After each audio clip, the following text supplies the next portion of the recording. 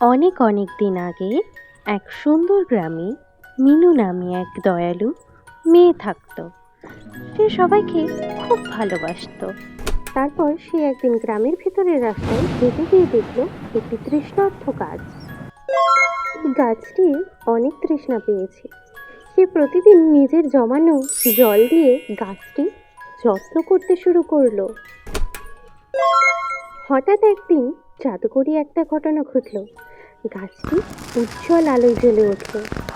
সে তার ডালপালা দিয়ে মিনুকে ধন্যবাদ জানালো।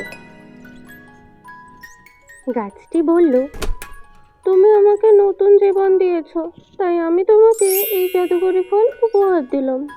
ছোট্ট বন্ধুরা দয়া করলে তার ফল সবসময় মিষ্টিই হয়। আমাদের চারপাশে প্রকৃতির যত্ন নেওয়া আমাদের দায়িত্ব। তোমরাও কি পারবে না মিনুর মতো যত্ন নিতে?